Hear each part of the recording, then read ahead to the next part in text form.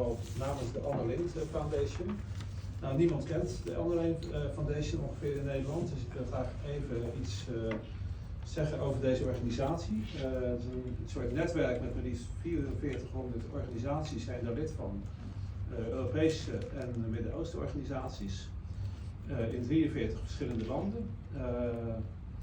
En dit zijn organisaties die zich inzetten voor verschillende doelen, maar met thema's zoals vrede, klimaat, de culturele dialoog. Het uiteindelijke doel van de Anna Lindh Foundation is, wat ze zelf zeggen, het bouwen van een gemeenschappelijke ruimte waarin vrede, stabiliteit, gedeelde welvaart en wederzijds begrip tussen culturen centraal staat. Nou, die waardes die heeft de NIEUWSPOORT Foundation ook, is de directeur van de Anna Lindh Foundation, die woont in Alexandrië. Is hier weer speciaal overgekomen. Voetafdruk heb ik het maar niet over. Maar die gaat ons vertellen over de Anna Lindh Foundation. En Kees gaat ons vertellen, Kees Hulsman, over de NIEUWSPOORT Foundation. En dan hebben we nog twee gasten. Ten eerste hebben we Hanneke Gelderbloem. Die vertegenwoordigt zeg maar, de Israëlische kant hier vandaag, de Joodse kant. Sorry, ik zal het wel verkeerd zeggen. En we hebben Yossi Beilin, een Palestijnse Nederlander. The Anna Lindh Foundation, in fact, is an intergovernmental institution with a political mandate. It is based in Alexandria to work for the Euro-Mediterranean space.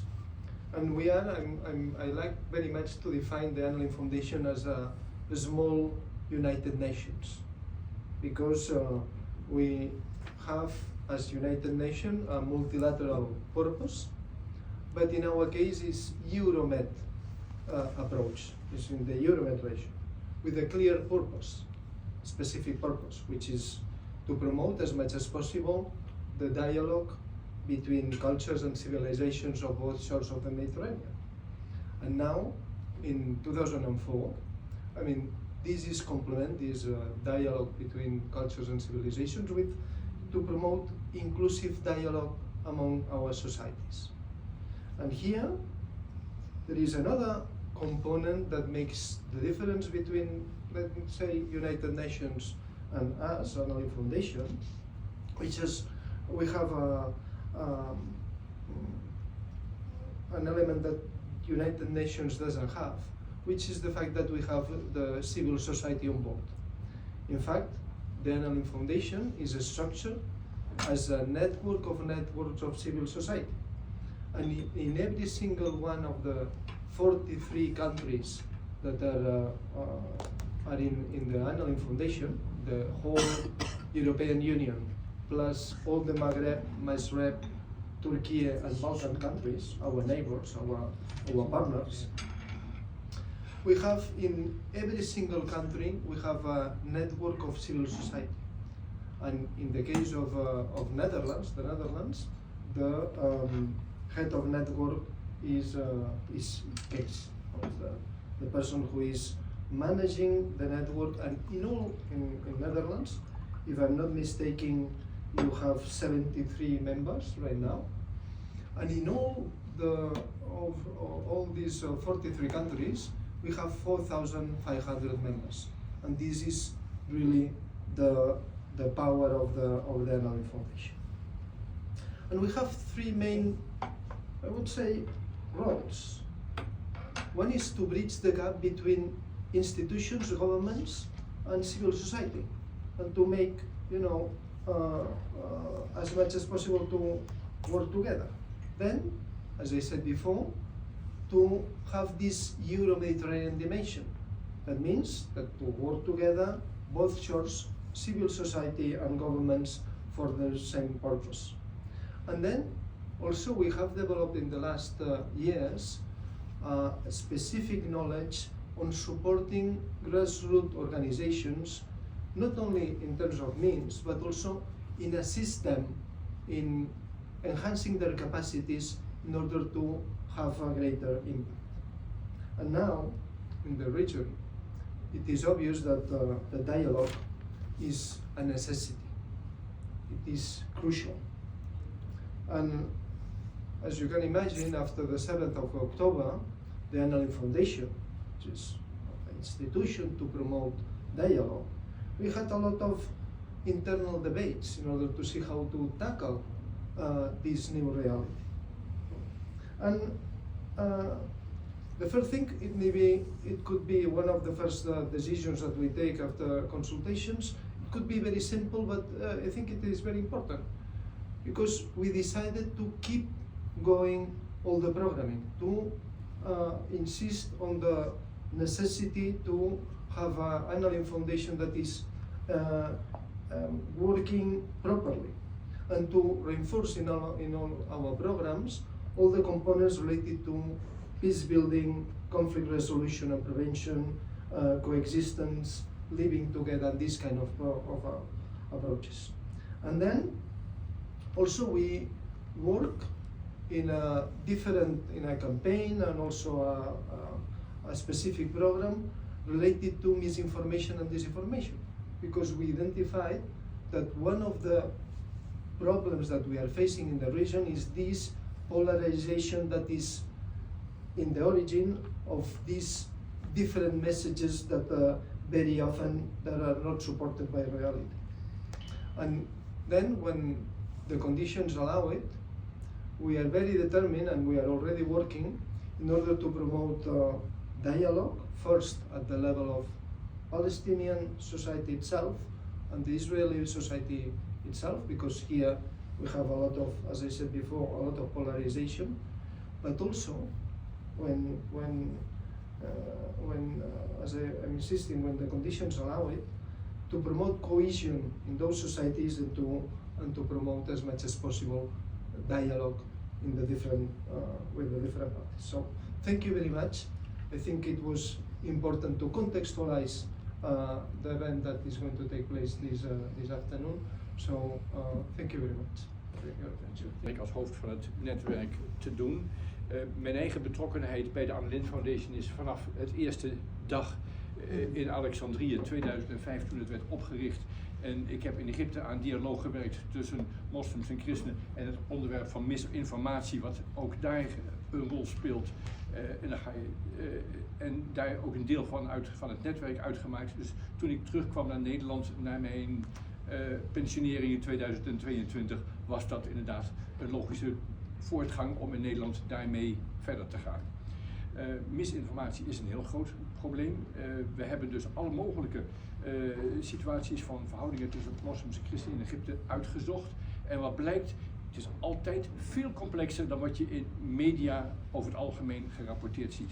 En die complexiteit moet je juist aangeven, want alleen als je die complexiteit kent, ook dan kun je er ook werkelijk iets mee doen. Nou, ik heb in 1974 ben ik voor het eerst, ik ben uit een pro-Israëlische christelijke familie naar Israël vertrokken. Ik heb in Israël gewoond. Daar ben ik betrokken geweest bij dialoog tussen Joodse Israëli's en Palestijnen. En dat heeft allemaal weer zijn vruchten afgeworpen. Want toen in 2012 er problemen waren rond Gaza. Toen er problemen waren rond Gaza in 2012, konden de Israëli's geen contact krijgen met de moslimbroederschap die toen aan het bewind was in Egypte. En toen hebben zij een Israëlische peace-activist, Gershon Baskind, gevraagd van neem nou contact op met Kees Hulsman in Egypte en op die manier de link gelegd naar de broederschap.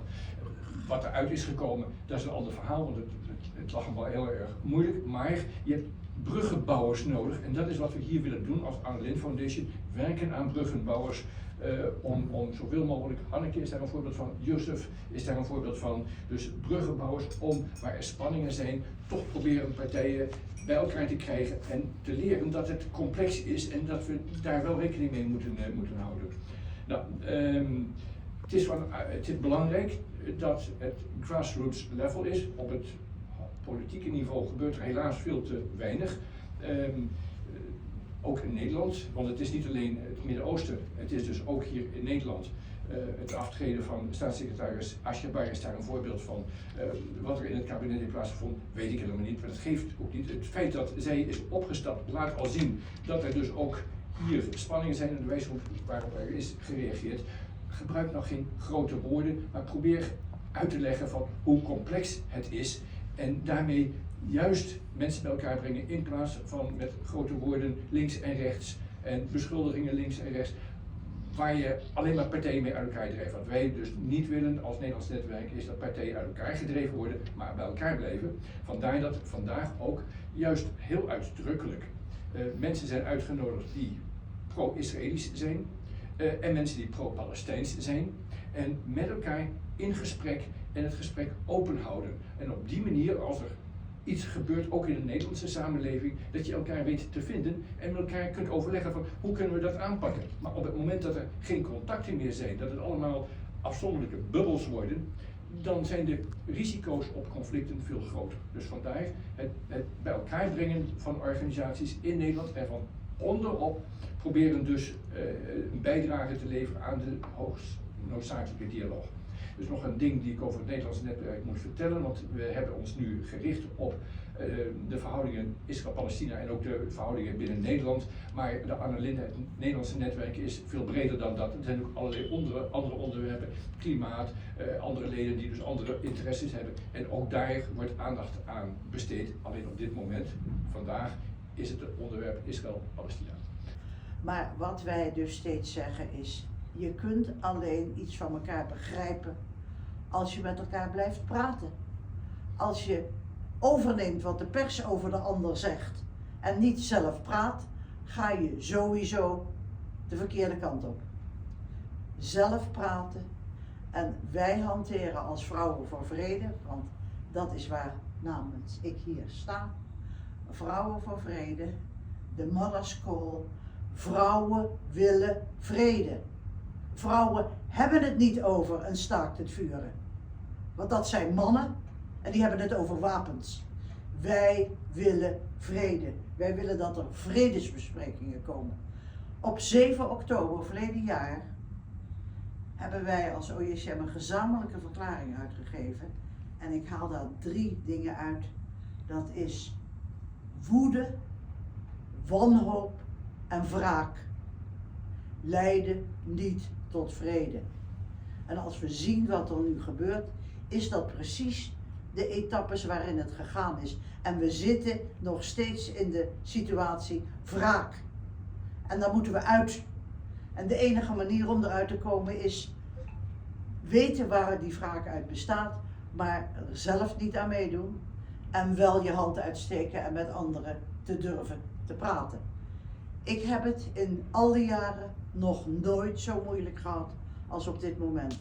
En even ter correctie, ik sta hier niet namens Israël. Ik ben een actief lid van de Joodse gemeenschap. Ik heb nooit in Israël willen wonen, want ik wil niet wonen in een land dat geen grondwet heeft. Heel simpel. Een land waar, net als in sommige landen in het Midden-Oosten, de religieuze leiders bepalen wat er gebeuren moet. En dat als er al een grondwet is, ondergeschikt is, of er is geen grondwet, is een land waar ik niet wil wonen. Dus bruggen zijn nodig. Anna Lindh is een brug. Wat je vooral moet doen en wat vrouwen kunnen, en daarom zijn vrouwen belangrijk in deze, is luisteren naar de pijn van de ander. Want die is er. Beide kanten hebben enorme pijn. Er zijn zelfs psychologen die zeggen beide volken zijn zo getraumatiseerd dat vrede niet eens mogelijk is. Ik weiger dat te geloven. Ik weiger gewoon te geloven dat het niet mogelijk is. Je moet de mensen vinden die bereid zijn om erin te blijven gelopen. En daarom sta ik hier. En daarom ben ik blij dat ik naast een Palestijn sta. Eindelijk lukt het om weer hier samen te staan. En je ziet, het kan dus. Raakt me diep. De reden, ik wou eerst een Arabisch spreken. Ik was bang van media manipulatie. En die mensen die gaan kijken naar mij, wat ik zeg, wordt verkeerd geïnterpreteerd en dan ik word gewoon een strijder. Je moet echt een goede partner hebben. Dat je kunt met hem afwisselen of je kan met hem exchange. Daarom, wij willen graag een echt goede partner om een dialoog te maken. Tussen de Israëlische volk, daar ook Joodse mensen, ze willen geen oorlog. En ik ben zeker, ik ken hem. Toen Yasser Arafat was in het ziekenhuis, toen hij de plutonium gekregen door Palestijnen, door de Mossad aan hem gegeven. Vele Israëlische Joden, ze waren daar en ze hebben het paspoort onder hun voet en dat symbool op Arafat testimony voor Palestijnse volk. Ik zal het nooit vergeten. Voor mij, Joden zijn niet antisemitisme is gecreëerd tussen haakjes voor politieke spelletje. Ik ben ook samiste. Ik had mijzelf niet, ik had de Joden niet. Mijn eerste huisarts, David Arnon, hij is Joden.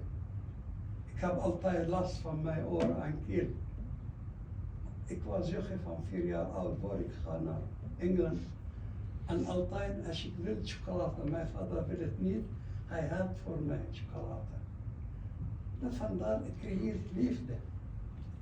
En later, ik heb nooit door lastig gevallen van een Joden. Hoewel, mag ik zeggen, moslim, ik ben vaak gevallen omdat ik drink wijn, ik hou van vrouwen, ik ga niet naar de moskee. Ik geloof in 1 plus 1 zijn 2. Ik geloof in wat ik zie en werkelijkheid. En nu komt aan mijn hersen de heer, die de stichting van VVD, Drakenstein, ja. Toen Paul Rosenmiller heeft hem gevraagd, ben je bang van dat? Zeg nee. Als je het voelt niet. Geloof je in Parijs? Nee, ik kom vanuit het donker en ik terug naar het donker. En als jullie hebben iets te vragen, dan ben ik beschikbaar om te antwoorden. En laten we dat is. Dankjewel, Jossi. Dankjewel. Ik heb een vraag. Er komt nu een verandering in Amerika met het aantreden van Trump. Het is bekend dat meneer Trump hechte banden onderhoudt met meneer Netanyahu. In hoeverre kan de Anna Lindh Foundation een rol spelen in een goede uitkomst tussen de gesprekken die zullen gaan komen tussen Amerika en Israël? Want in het Midden-Oosten vrede hebben, denk ik, zou uiteindelijk ook voor Amerika een belangrijk item moeten zijn. Wie is de vraag? Mag ik erop aanhaken? Yeah. Can you do this in English? Because Okay, I will. Oh, sorry, shall I say it in English? Yeah? Okay. I'm sorry. Yeah, because I think this question is for It is for Mr. Ferrer, yes. There's going to be a change in America. I mean, Mr. Trump is going to succeed Mr. Biden. Mr. Trump, as we all know, seems to be a very good friend of Mr. Netanyahu. What do you think is going to be the impact on the situation at the moment as it is? Is there any way in which the Anna Lindh Foundation can play a role there? And because I think that America also has an interest in the Middle East. This war is not in the interest of anyone. Just to add the question, are you also active, the organization, in the United States? So we don't have, any possibility to work at the level of the states. Regarding the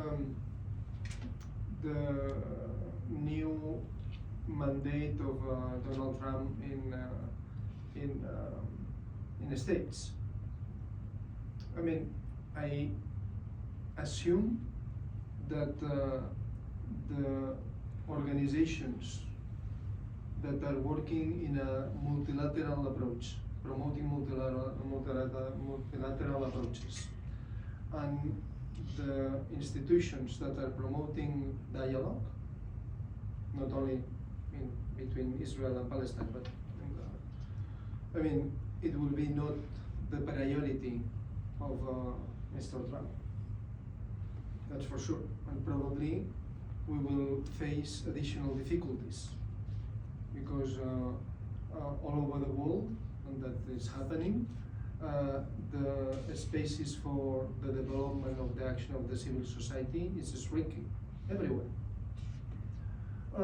What we are going to do, or what we are already doing at the Anna Lindh Foundation, we will keep supporting the civil society organizations that are in favor of this dialogue to promote, mutual understanding, to work together, and so on and so forth. So we don't have another option.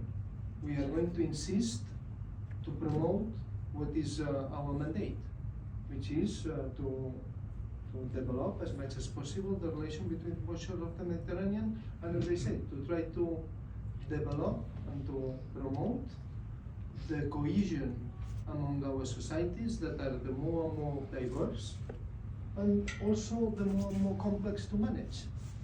But we consider, and it's a conviction, that this diversity, it is an enrichment, a mutual enrichment on the societies and also globally in the world. So we're going to keep insisting on promoting our mandate all over the Euro-Mediterranean region.